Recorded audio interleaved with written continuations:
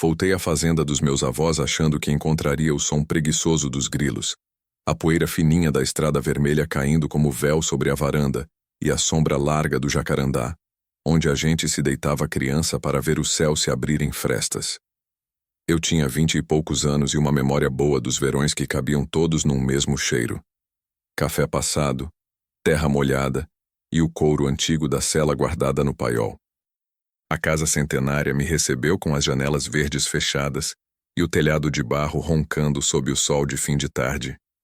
Mas logo percebi que havia um outro cheiro mais fino no ar, algo ferroso, como uma lâmina lépida correndo por detrás do nariz.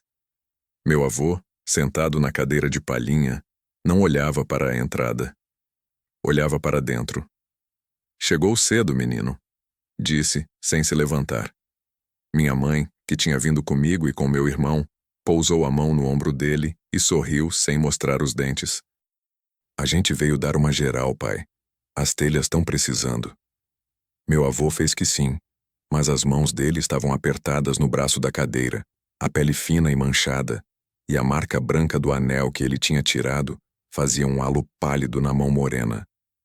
Foi então que ouvi. Não era vento.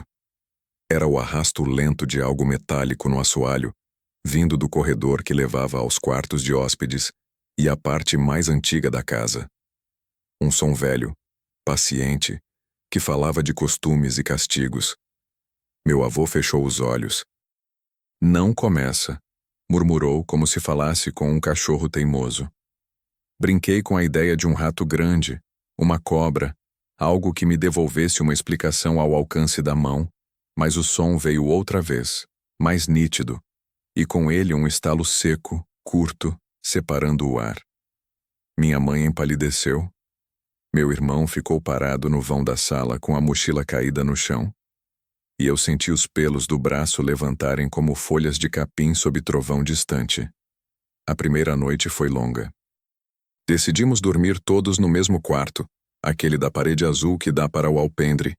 A janela ficou aberta, e a lua, com o seu rosto branco de peão cansado, fazia um quadrado no chão talhado como numa gamela. Achei que, se fosse ruído de madeira, vento, bicho, tudo se explicaria quando o corpo cansasse. Mas lá pelas 2, o assoalho da sala rangeu como se alguém muito pesado deslizasse sobre ele. O arrasto metálico veio com os estalos. 3 estalos. Depois o silêncio e, em seguida, um gemido abafado, longo, preso nas paredes como mofo. Minha mãe cobriu a cabeça. Meu avô se ergueu meio de lado com aquela coragem que a gente só vê em homens que já perderam mais do que poderiam. "O que é isso, vô?" sussurrei. Ele ficou calado. O gemido parou, e por alguns segundos a casa respirei junto com a gente. Aí veio a batida na porta da varanda. Não foi leve. Parecia uma mão esmurrando madeira de lei. Meu irmão deu um pulo. Eu levantei. A mão trêmula no trinco, e o avô segurou meu pulso. "Não abre", disse baixo com uma voz que não admitia debate. No outro dia, a fazenda parecia a mesma de sempre. Os cafeeiros velhos, a tulha de madeira com seu cheiro doce de grão seco, o paiol dormitando sob telhas ornadas de líquen. Mas os animais não se comportavam como de costume. O cavalo não se deixou selar. A vaca mais mansa não veio ao saleiro, e os cachorros caminhavam com o rabo baixo, farejando o ar como se fosse água. No fundo da casa, onde um dia havia sido a senzala, hoje só ruína, pedras soltas e reboco escaldado, encontrei marcas recentes no pó calcário, como se correntes tivessem sido arrastadas ali na madrugada. Não havia marcas de pegadas. Meu irmão disse que era coisa de filme ruim e riu. Não foi um riso inteiro.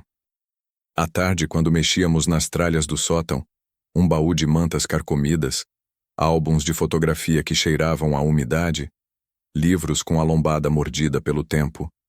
O dia escureceu sem nuvem, como se alguém passasse a mão em cima da fazenda e apagasse uma a uma as janelas do céu. A lâmpada tremeu e morreu. Ficamos no escuro, e de dentro do baú de madeira veio um cheiro de couro molhado e açúcar queimado. Eu ia falar qualquer coisa quando senti um fio gelado tocar minha nuca. Não era vento. Era a sensação de uma coisa vivíssima, presente, funcionando muito perto de mim. Em seguida, uma ardência fina, como um risco de papel, e então outra, e outra, descendo pelo ombro. Acendi o celular e vi 3 linhas vagas, vermelhas, nascendo na pele. Meu avô, que tinha subido a escada devagar, chegou nessa hora e chamou meu nome, mas ele olhava além de mim, para um canto do sótão onde eu não via nada. Ele parou, a respiração curta, e fez o sinal da cruz, coisa que eu não lembrava de tê-lo visto fazer. Chega, disse rouco. Foi só ao cair da noite, depois do jantar, que ele falou. Estávamos sentados na mesa comprida, tão cheia de arranhões que parecia um mapa de estradas. A lamparina fazia sombras e devolvia ao rosto dele uma autoridade que não vinha da voz. O que acontece aqui não começou comigo, disse. Nem com seu pai, nem com o irmão dele. Começou antes. Minha mãe tentou interromper, mas ele ergueu a mão. Você sabe que não adianta mais esconder. Eles vieram, e vieram pelos meninos. Fiquei frio por dentro. O silêncio na casa pesou como um cobertor molhado. Meu avô me contava, o avô do avô de vocês, que o pai dele chegou ao Brasil com as mãos vazias e a ambição cheia. Abriu estrada no interior, plantou café, cercou terra com arame e mandou construir esta casa, parede de taipa, porta de cedro. Era um homem de pouca palavra e muito castigo. Ganhou dinheiro com café e com gente. Aqui se trabalhava sob vara. E ele gostava de fazer com as próprias mãos aquilo que mandava. Meu avô passou os dedos pelo tampo da mesa, como se pudesse arrancar dali a verdade como uma farpa. O nome dele era Custódio Vicente. Chamavam de seu Custódio. E quem tivesse juízo não atravessava a sala sem pedir licença com os olhos. Um dia um dos homens escravizados, Benedito, rapaz de braço forte e sorriso tímido, se enamorou de Rosa, que trabalhava dentro de casa. Rosa era leve no passo, cantava baixinho no varal, dizem que ela ria com os olhos. Alguém viu, alguém contou, e seu Custódio não perdoava amor. A nossa família sempre falou de casos de um jeito que a palavra parecia uma cortina fina, enfeite que serve para esconder janela aberta. Mas naquela noite não havia cortinas. Meu avô levantou, foi até o aparador, pegou uma caderneta pequena. A capa de couro estava rachada. Alguma coisa havia roído as bordas. Isso aqui ficou esquecido lá em cima. É cópia da mão de uma bisavó, que escreveu o que a mãe dela sussurrava com medo. Virou as folhas devagar. Eu vi uma letra miúda, caprichada, descrevendo um dia como muitos, e de repente, tronco no terreiro, Bené amarrado, Rosa chorando sem lágrimas. Seu Custódio ergue o braço. Eu engoli seco. Ele matou Benedito a golpes de chicote, disse meu avô sem olhar para nós. Não foi castigo, foi demonstração. Chicotou até o braço cansar, depois mandou outro continuar. Rosa desmaiava e acordava. O terreiro inteiro aprendeu a lição. Contam que na última, seu Custódio olhou para o céu e disse que naquela casa ninguém ia amar sem sua licença.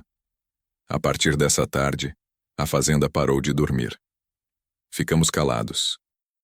Eu sentia um fio invisível conectando a noite em que Benedito morreu ao som que tínhamos ouvido horas antes. Meu avô respirou fundo. O primeiro a morrer foi o irmão do meu avô, tio dele, filho do assassino. Era moço valente, bom de cavalo. Encontraram o corpo dele nos fundos perto do tronco com marcas no corpo que ninguém sabia explicar. Disseram que parecia que uma corda puxara o pescoço dele para trás, mas não havia corda nenhuma, só uma sombra no chão, comprida. Depois, foi o meu irmão. Caçula. Riso fácil. A gente brincava no terreiro, ele tropeçou onde não tinha pedra, e quando caímos sobre ele, havia um vergão no peito dele, como se o ar tivesse arma. Anos se passaram, a gente tentou esquecer, mas a casa guardou. Aí foi seu pai, meu filho mais velho. Homem de cidade, voltou para cá só para resolver papelada. Ficou uma noite. Foi a última. Encontraram ele no alpendre, E ninguém soube dizer por que o coração parou tão de repente, a pele marcada por coisa que não se via. Depois disso, me restou vocês. Eu fiquei aqui, feito sentinela, esperando a hora em que o barulho de corrente voltasse. Minha mãe chorava sem barulho. Eu fiquei com o corpo inteiro cruzado de frio, como se tivesse dormido no sereno. A história me atravessou com a força de um trem, e em cada vagão vinha a mesma pergunta. Por que ninguém nos contou antes? Era como se eu tivesse vivido numa casa com o chão afundado, e só agora visse as rachaduras. O fantasma tinha um nome, tinha uma história. Tinha morrido por amor. A família tinha feito de conta que a dor dele era vento. Na madrugada ele veio, não como um vulto inteiro, não como se vê em filme. Veio primeiro como cheiro de água ferrugem, depois como um frio que não era do clima, porque o ar estava parado, o verão batendo no telhado. Então, o arrasto começou.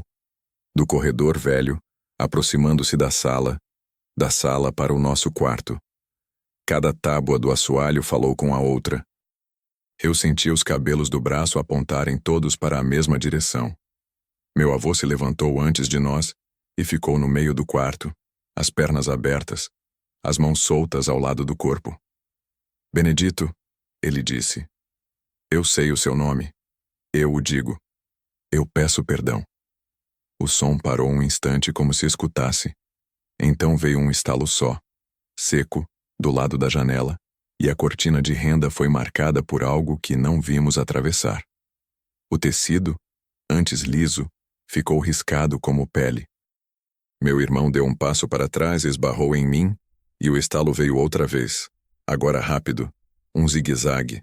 A cortina se partiu no meio como se tivesse sido cortada. A lamparina estourou. Ficamos no escuro, e ali, no escuro, eu ouvi uma respiração que não era de nenhum de nós. Era pesada, cansada, e trazia consigo um som de metal batendo em metal, como corrente se bicando devagar, medindo o tempo de uma outra era. Meu avô falou sem medo, ou com um medo que já não importa. Acabou. Não tem mais ninguém para pagar por ti. Não tem preço que quite aquilo. Mas tem reconhecimento.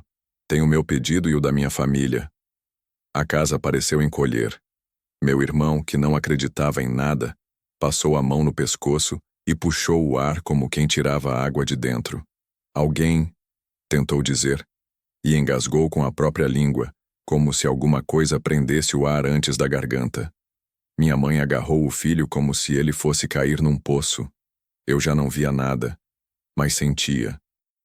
Senti um toque no ombro esquerdo e com ele uma dor antiga que não era minha e me atravessava. Benedito, eu disse também, sem saber que tinha voz. Me escuta. A gente vai embora. No silêncio que se seguiu, havia uma escolha. Eu entendi como se o próprio chão me dissesse. A casa queria sangue porque foi alimentada disso. O fantasma que ali vivia não nos deixaria enquanto houvesse alguém com o nosso sobrenome dormindo sob aquela cumieira. Era um lugar escolhido pelo sofrimento. Minha família sobrevivera sempre por ficar. Pela teimosia, pelo apego, por acreditar que o que é nosso é para sempre. Aquele para sempre era a corrente. Ao amanhecer, sentados na varanda como fazia meu bisavô quando contava histórias de boiadas que eu lhe ajudava a inventar, decidimos. Meu avô falou pouco. Vamos deixar a casa. Ninguém contestou. A decisão caiu simples como a última chuva de setembro. Não era renúncia das terras, do passado, daquilo que a família teima em contar como herança. Era um recuo, um gesto de respeito. A certeza triste de que, por mais que a gente arraste um piano de memória pelo mundo, algumas coisas só se desenlaçam quando a gente solta a corda. Juntamos o que cabia em 3 malas e em 2 caixas de papelão. Não tivemos coragem de mexer nas fotos antigas, nos álbuns de couro, no baú do sótão. Parecia que cada objeto ali tinha o seu próprio pedaço de noite. Fechamos as janelas uma a uma. Tranquei o quarto azul e beijei a porta, coisa que eu nunca faria na vida se não fosse o que foi. Na sala, meu avô parou diante de um retrato em preto e branco em que ele aparecia menino, de calça curta, ao lado do pai, homem duro, e do avô, o filho do assassino. aquele cujo irmão tinha sido o primeiro a pagar a dívida em sangue. Meu avô tocou o vidro com o indicador. Eu erro por vocês, mas tento acertar por ele, disse, e eu soube que o ele era Benedito. Saímos sem trancar o portão. Não por esquecimento, mas porque me pareceu que trancar o portão era ofender o morto, era dizer que a casa era nossa e não dele. A estrada de terra nos recebeu com seu pó doce e triste. O jacarandá ficou para trás com a sombra murcha do meio-dia. E a varanda com as janelas verdes parecia menos uma casa e mais um animal antigo, cansado de ser domado por mãos que não entendiam a língua dele. No banco de trás da caminhonete, eu olhei para trás. O sol fazia a casa reluzir em brancos que doíam como dente. Por um momento, pensei ter visto no alpendre a dobra de uma camisa, um ombro, um perfil de gente que escuta. Pode ter sido a luz, pode ter sido a saudade do que eu não vivi, e mesmo assim me pertence. Pode ter sido ele. E então, mesmo com o motor alto, mesmo com a conversa nervosa de minha mãe e meu irmão à frente, mesmo com a estrada batendo no chassi, eu ouvi. Vinha da casa, o arrasto paciente de correntes se movendo devagar, trombando uma na outra com melancolia de relógio sem horas. E um estalo seco, sem fúria, um só, como quem marca a presença. Não era ameaça, era lembrança. Deixamos a fazenda. Meu avô, que sempre foi caçador de amanhecer, não olhou para trás. Eu olhei até a poeira engolir a última linha verde das janelas. A casa ficou ficando, como se pregasse o pé no chão enquanto a gente se afastava. Contei as árvores, os postes, qualquer coisa que me impedisse de fazer uma promessa que eu não devia. Voltar. Porque voltar seria oferecer o corpo à história. Seria pôr nossa cara no mesmo retrato de sempre. À noite dormi na cidade. Acordei com a sensação de que alguém puxava levemente a borda do meu lençol, como quem pede licença. Pode ter sido sonho, ou a prova de que nada do que é sério se resolve inteiro de uma vez. Meu avô disse, já na cozinha alugada, que a gente, doravante, não falaria mais da casa como propriedade. Que no meu tempo eu diria aos meus filhos, houve uma casa. Um homem foi morto nela por amar sem licença. A casa ficou com o seu morto. Nós saímos. Fiquei com vontade de ir ao cartório de registrar no livro dos vivos uma errata, um pedido de perdão, uma nota pautando que patrimônio sem memória é só parede e memória sem justiça é só assombro. O fantasma de Benedito tinha se alimentado do que a gente não disse por tanto tempo. Talvez daqui a muitas noites, quando as telhas se cobrirem de musgo e a varanda abrir o lábio de madeira sob a chuva, ele possa dormir. Ou talvez prefira, como a gente, guardar vigilância. Deixar claro que ali se quebrou gente e se quebrou amor. Que nenhum dos dois passa por uma porta sem fazer barulho. A fazenda ficou vazia e ainda assim cheia. Se algum dia alguém passar por aquela estrada de terra e estacionar para beber água sob o jacarandá, vai ouvir vindo da varanda o som leve de correntes correndo de um canto a outro, se esbarrando, num ritual que não é mais de punição, mas de presença. E de vez em quando um estalo único, seco, o eco lembrando que ali, um dia, quiseram domar o coração dos outros no tronco. Só que agora, não existe mais sangue para ser derramado. A casa respira sozinha, e a respiração tem cheiro de água ferrugem e couro antigo. Benedito vigia. Nós seguimos. E a história, por fim, sabe o nome de quem ela deve.